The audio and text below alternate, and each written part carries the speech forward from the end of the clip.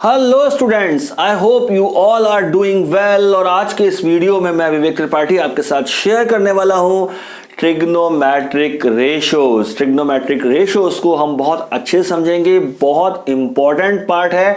और यहाँ पे इन रेशोज को हमें याद रखना है, याद करना है। और वीडियो के एंड में हम देखेंगे इनको याद रखने की, इनको याद करने की बहुत सिंपल सी ट्रिक, ताकि इतने बड़े बड़े फॉर्मूलेज आपको एक सेकंड में याद हो जाएं और आपको ये सब रटने की जरूरत ना पड़े। तो वो ट्रिक देखिएगा जरूर, इस वीडियो के एंड तक देखिए और वहां पर आपको मिलेगी वो ट्रिक। तो चलिए अब बात करते हैं ट्रिग्नोमेट्रिक रेशोज की। तो यहां पर मैंने कुछ ऐसे टर्म्स लिखे हुए हैं, कुछ वर्ड्स लिखे हुए हैं, कुछ रेशोज लिखे हुए हैं, और यहां ये रेशो क्या रिजेंबल करते हैं उसको समझ लेते हैं। तो यहां पर कुछ टर्म्स लिखे हुए हैं ट्रिग्नोमेट्रिक रेशोज में। ये एकदम नए टर्म्स हैं जिनसे आप अभी तक इंट्रोड्यूस नहीं हुए हैं। कुछ अलग अलग से वर्ड यहां पर लिखे हुए हैं। तो पहले हम समझते हैं कि ये राइट एंगल ट्राइंगल के बारे में बात हो रही है, और जो भी लिखा है that is for angle A, for angle A, for angle A. जो भी चीज हम कंसीडर कर रहे हैं वो इस एंगल ए के लिए कंसीडर करके चल रहे हैं। तो हमने अभी पढ़ा राइट एंगल ट्राइंगल में अगर ये एंगल ए है तो इसके अपोजिट साइड बन जाती है परपेंडिकुलर। यहां आपको दिख रहा है कुछ लिखा हुआ परपेंडिकुलर, देखो यहाँ परपेंडिकुलर लिखा है, हाइपोटेन्यूज लिखा है, बेस लिखा है, वो देखो। और जो साइड इसके एडजेसेंट होती है, इसके साथ जुड़ी हुई होती है, वो कहलाती है बेस। तो ये साइड बन गई है बेस, ये साइड बन गई है परपेंडिकुलर फॉर एंगल ए। ये पूरी बात हम एंगल ए के बारे में ही कर रहे हैं। तीसरी साइड जो अपोजिट टू राइट एंगल है वो कहलाती है हाइपोटेन्यूज। ये हम जान चुके हैं, हाइपोटेन्यूज। तो देखो ट्रिग्नोमेट्रिक रेशो क्या होता है। ट्रिग्नोमेट्रिक रेशो होता है रिलेशन बिटवीन एनी एंगल, कोई भी एक एंगल, और दो साइड्स के रेशो के बारे में रिलेशन। दो साइड्स के रेशो और एंगल के बीच में रिलेशन कहलाता है ट्रिग्नोमेट्रिक रेशो। इसको समझ के चलेंगे।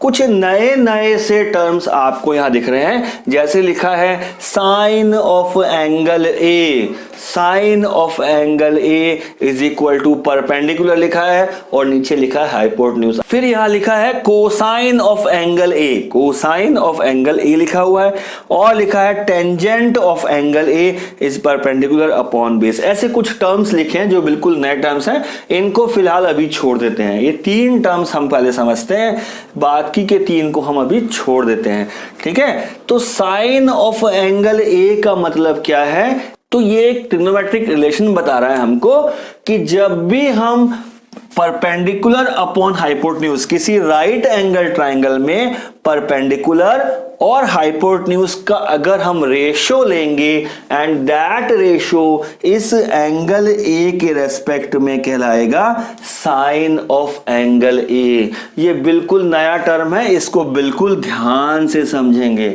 इस एंगल ए का साइन अगर कोई हमसे पूछ रहा है तो हम कहेंगे ratio of perpendicular and hypotenuse, that means perpendicular upon hypotenuse हम बोलेंगे। इसी तरह से इसी एंगल ए के लिए अगर कोई बोल रहा है find cosine of angle A, cosine of angle ए बताना है, सो हम क्या बताएंगे, that is base upon hypotenuse. इस एंगल ए के लिए बेस अपॉन हाइपोटेन्यूज होगा। इसी तरह से अगर कोई पूछता है हमें टेंजेंट ऑफ एंगल ए बताओ, टेंजेंट ऑफ एंगल ए बताओ, तो हम क्या कहें, क्या बताएंगे, हम बता देंगे ratio of perpendicular to base, perpendicular upon base के रेशो को हम कहेंगे टेंजेंट ऑफ एंगल ए है। बिल्कुल नए टर्म्स हैं, कोई हड़बड़ी नहीं है, अच्छे से समझेंगे, अच्छे से सीखेंगे, ठीक है। तो परपेंडिकुलर और हाइपोटेन्यूज का रेशियो हो गया sine of angle A. That means अगर हम यहां पर इसको लिखना चाहें क्या बनेगा, इस एंगल ए के लिए perpendicular is BC, that means you can say BC upon AC, ठीक है। Sine of angle A is perpendicular, इस एंगल के लिए परपेंडिकुलर है दिस BC, और AC हो गया हाइपोटेन्यूज, BC अपॉन AC, ठीक है। Similarly cosine of angle A अगर कोई बोल रहा है तो that means base upon hypotenuse, that means AB upon AC, AB upon AC, ठीक है। और कोई अगर टेंजेंट ऑफ एंगल A बोल रहा है तो टेंजेंट ऑफ A का मतलब होता है that is perpendicular upon base, that means the ratio of BC and AB, इसको हम बोलते हैं टेंजेंट ऑफ एंगल A, ठीक है। यहां तक समझ में आया। परपेंडिकुलर और हाइपोटेन्यूज के रेशियो को हम साइन ऑफ एंगल ए कहते हैं, बेस अपॉन हाइपोटेन्यूज का रेशियो होगा तो उसको हम कोसाइन ऑफ एंगल ए कहेंगे, और परपेंडिकुलर अपॉन बेस का जो रेशियो होगा उसको हम टेंजेंट ऑफ एंगल ए कहेंगे। ये सारी चीजें हमें याद करनी है, लेकिन याद करने के लिए एक बहुत अच्छी ट्रिक यहां पर आज मैं सिखाऊंगा आपको, सो दैट आपको ये रटने नहीं पड़ेंगे, वरना रटते रटते तो हालत खराब हो जाएगी और कंफ्यूजन भी हो जाएगा, क्वेश्चन रॉन्ग होने के पूरे चांसेस रहेंगे, ठीक है। अब देखो आपको यहां पर कोई इतना लंबा साइन ऑफ एंगल ए ऐसे लिख के देने वाला नहीं है, या कोसाइन ऑफ एंगल ए ऐसे नहीं लिख के देने वाला है, इसका हम शॉर्ट में लिखा जाता है, शॉर्ट में पूछा जाता है, और हम यहां लिखते हैं ऐसे साइन ए। आपको साइन ऑफ एंगल ए नहीं दिया जाएगा, उसकी जगह आपको लिखा होगा साइन ए। साइन ए अगर लिखा है तो इसका मतलब है साइन ऑफ एंगल ए, इसका मतलब साइन और इंटू ए का मल्टीप्लीकेशन नहीं है। कई बार बच्चे कंफ्यूज हो जाते हैं, साइन को ए से मल्टीप्लाई करते हैं, साइन ए लिखा है, तो ऐसा नहीं समझना है।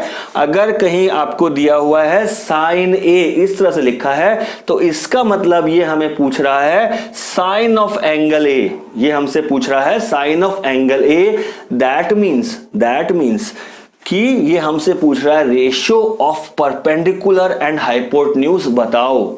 आप में बताओ कि what is the ratio of perpendicular and hypotenuse of this triangle. इस ट्राइंगल में रेशियो परपेंडिकुलर हाइपोटेन्यूज का रेशियो क्या होगा, साइन ए।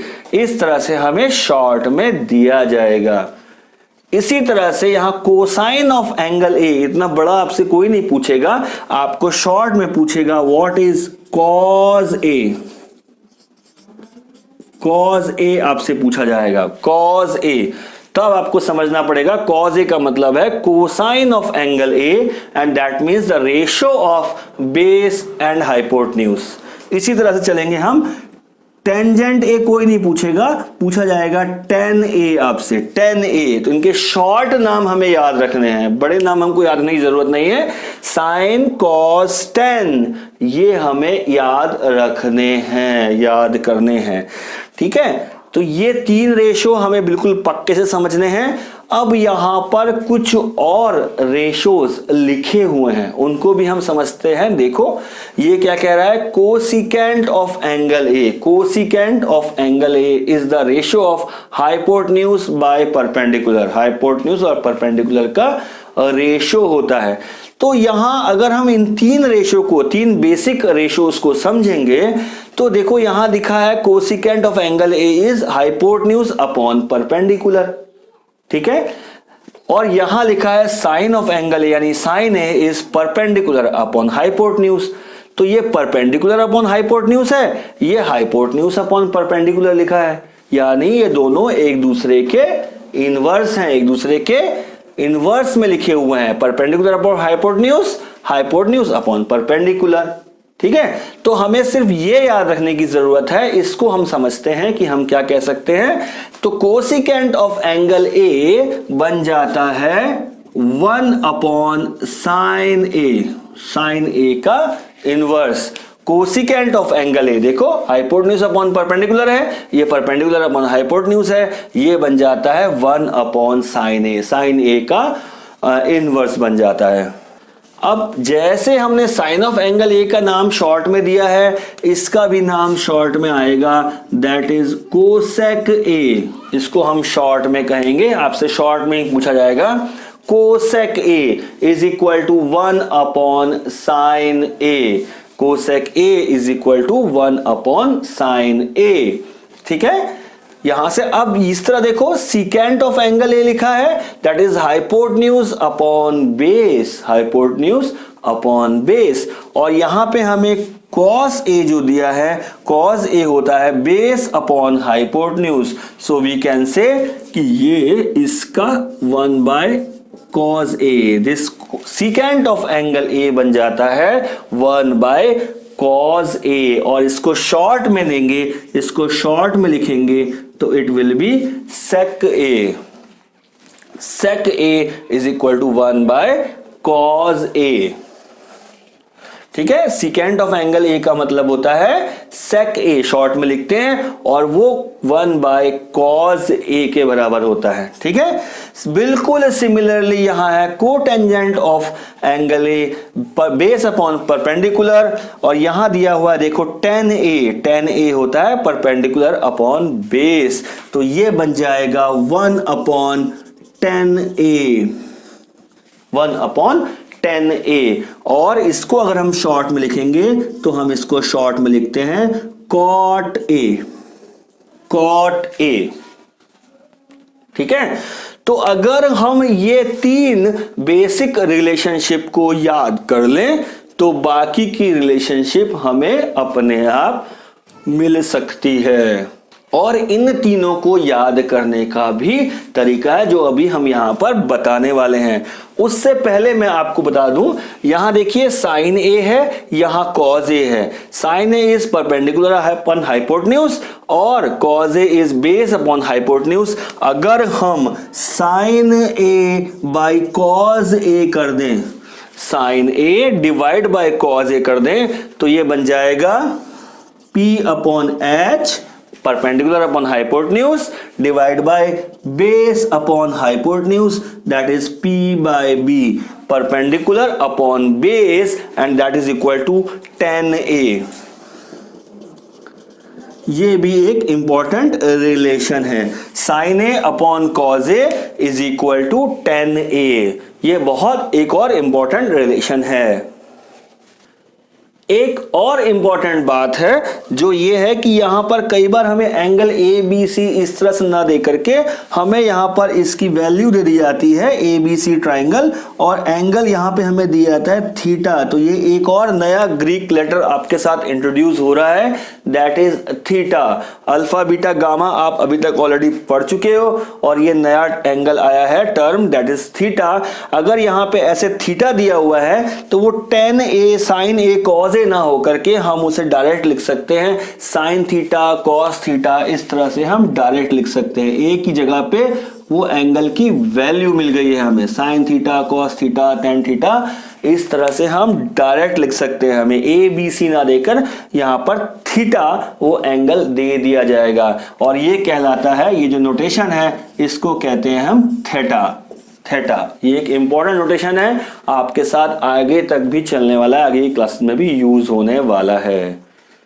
तो चलो अब हम समझते हैं वो ट्रिक, याद करते हैं वो ट्रिक जो इतने सारे रिलेशंस को, इतने सारे फॉर्मूलेस को 1 मिनट के अंदर आपको याद करा देने वाला है, रटा देने वाला है। उसके लिए आपको ये सब रटने की जरूरत नहीं है, खाली एक ट्रिक और एक लाइन आपको पूरा की पूरा ट्रिग्नोमेट्रिक रेशियोज आपको क्लियर कर देने वाला है। सो समझेंगे, देखो ये ट्राइंगल है हमारे पास, A B C right angle triangle है, ये साइड हमारी परपेंडिकुलर है, ये हमको एग्जैक्टली मालूम है। ये अब मालूम है हमें कि हमारा बेस है फॉर दिस एंगल थीटा या इस एंगल ए के लिए, दोनों एक ही बात है। यहाँ पे हमें थीटा दिया हो या इस तरह से दिया हो एंगल ए, दोनों के लिए एक ही बात है। और जो साइड अपोजिट टू 90 डिग्री होती है वो कहलाती है हाइपोटेन्यूज, ये हमको मालूम चल गया है। और ये ट्रिग्नोमेट्रिक 3 बेसिक रेशियो मैंने यहाँ पर लिखे हुए हैं। तो अगर अब मैं परपेंडिकुलर से को P से डिनोट करता हूं, बेस को मैं B से डिनोट करता हूं, और हाइपोटेन्यूज को मैं H से डिनोट करता हूं, H से, तो यहां पर मैं आपको एक ऐसी लाइन बताने वाला हूं जो आपको ये सारे ट्रिग्नोमेट्रिक रेशियोज 1 मिनट में सॉल्व करा सकती है। नाउ लेट अस सी, अगर हम इसको इस तरह से लिख दें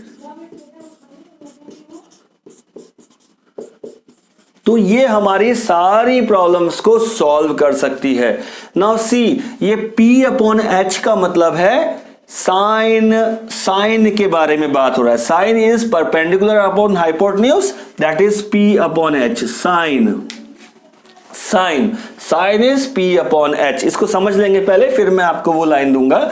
now that is B upon H, base upon hypotenuse. क्या रेशियो बन रहा है? Base upon hypotenuse, that is cause ratio बन रहा है यहां पर। इसी तरह से P upon B, that is perpendicular upon base, ये बन रहा है 10।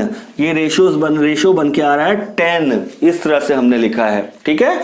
और देखो, अगर इसके रिवर्स में चलेंगे तो B अपॉन P, पहले B और अपॉन P, इसका रिवर्स कर देंगे तो ये बन जाएगा यहां पर कॉट का रेशियो बनने वाला है, कॉट A।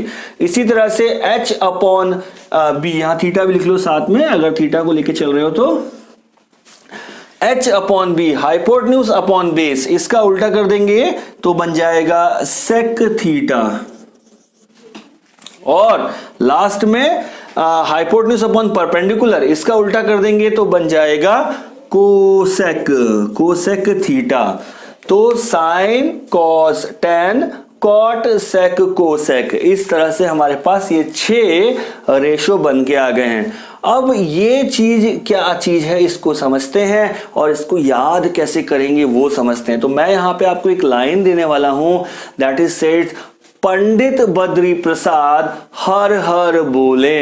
नाउ सी, पंडित बद्री प्रसाद हर हर बोलते हैं और हमारी सारी प्रॉब्लम को सॉल्व कर देते हैं। देखते हैं कैसे।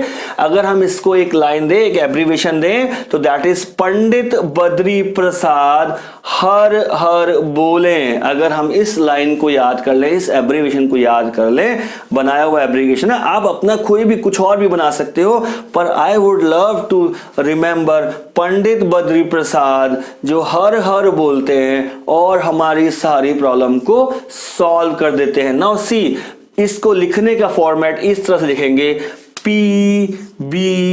पंडित बद्री प्रसाद हर हर बोले। अगर हम इस तरह से लिख देते हैं तो यहां ये बन जाएगा P/H, that becomes sine theta. इसी तरह से B/H, that become cos theta, और P/B, that become tan theta. इधर इन्वर्स कर दो इसको, H/P, that become cosec theta, H/B, that becomes sec theta, and B/P, that become cot theta। तो ये एब्रीवेशन बहुत इंपॉर्टेंट है, पंडित बद्री प्रसाद हर हर बोले। इस एब्रीवेशन के साथ आप बिल्कुल इस ट्रिग्नोमेट्रिक रेशियोज को बहुत इजीली समझ सकते हो, याद कर सकते हो। इतने सारे रेशियोज को आपको याद करने की जरूरत नहीं पड़ेगी, आप इसको सिर्फ एक लाइन को याद रख के पूरे रेशियो को याद रख सकते हो, सिर्फ एक लाइन से। तो इसको आप याद रखो। और अब हम बनाते हैं बहुत सारे क्वेश्चंस इसी के ऊपर, ट्रिग्नोमेट्रिक रेशियोज के ऊपर बेस्ड, और कैसे हम इस पंडित बद्री प्रसाद हर हर बोले इस एब्रीवेशन का यूज करके सारे क्वेश्चंस को हम बहुत सिंपली सॉल्व कर पाते हैं। चलिए देखते हैं।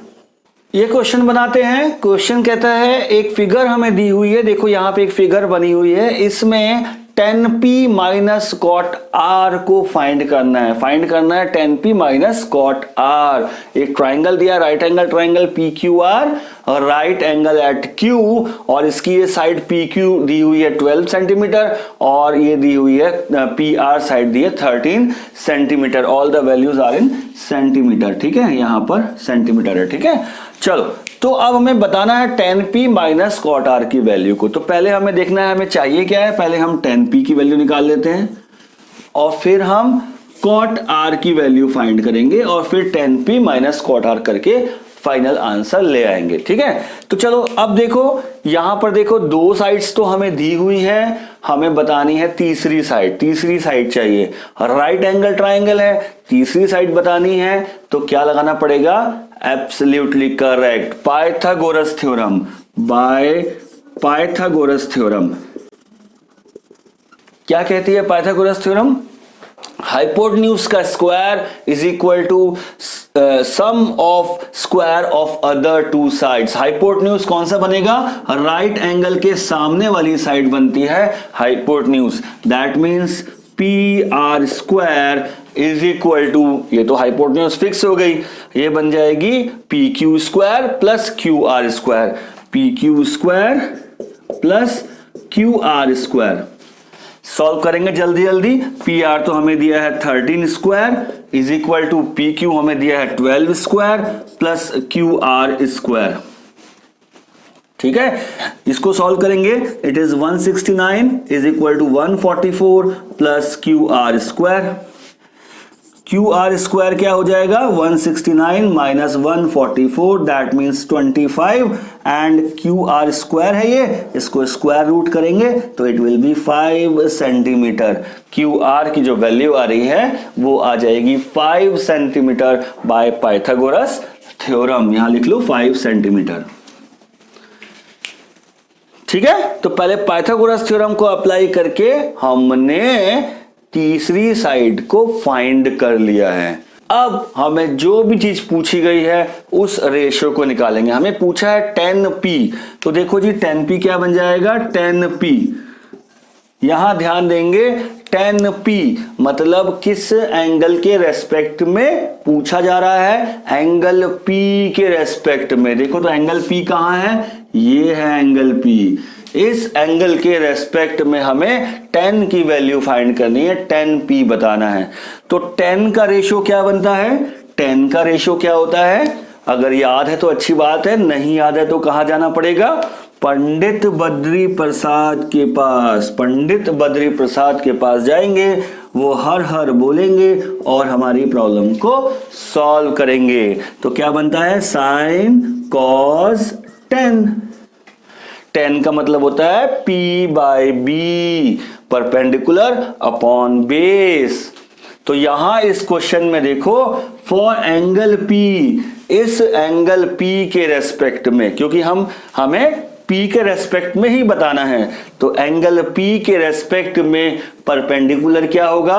परपेंडिकुलर होगा उसके सामने वाली साइड, एंगल P के सामने वाली साइड। तो परपेंडिकुलर बन जाएगा QR, दैट मीन्स QR, और बेस बन जाएगा उसकी एडजेसेंट साइड, है ना, adjacent side that is PQ। तो 10p की वैल्यू होगी QR बाय PQ। वैल्यूज रख दीजिए, दैट मीन्स 5 अपॉन 12, 5 अपॉन 12, ये आ गई हमारे पास 10p की वैल्यू। बात करते हैं सेकंड हमें चाहिए है cot R। cot R क्या होगा? अब यहां पर ध्यान देने वाली बात यह है कि यहां cot R है, दैट मीन्स अब हमें इस P के रेस्पेक्ट में नहीं देखना है, अब हमें R के रेस्पेक्ट में देखना है। तो इसको हटा देते हैं। R कहां है? R के रेस्पेक्ट में देखना है, तो R कहां है? ये R है। इसके रेस्पेक्ट में अब हमें वैल्यूज फाइंड करनी है cot की, इस एंगल के रेस्पेक्ट में, एंगल R के रेस्पेक्ट में। बहुत इंपॉर्टेंट है, ध्यान देने वाली बात है। cot की वैल्यू बतानी है, cot। तो हमें याद है तो बहुत अच्छी बात है, अगर नहीं याद है तो फिर यहां से देखेंगे sin cos 10, और ये बनता है हमारा cot।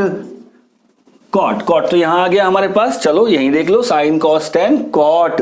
तो cot क्या बन जाता है? B upon P, base upon perpendicular, जैसे हमने वहां ट्रिक में सीखा है, बेस। तो अब इस एंगल के रेस्पेक्ट में इसका बेस क्या बनेगा? बेस हो जाएगा QR।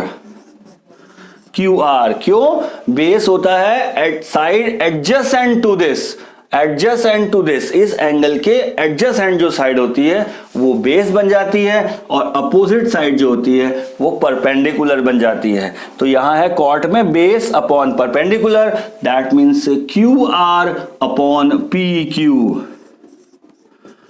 QR upon PQ। तो QR की वैल्यू क्या है? QR की वैल्यू है 5 और PQ की वैल्यू है 12। और हमें फाइंड करना है 10p minus cot R, that is 10p minus cot R। तो 10p minus cot R, this will become 10p की वैल्यू रख दो यहां 5/12 minus 5/12 and that comes out to be 0.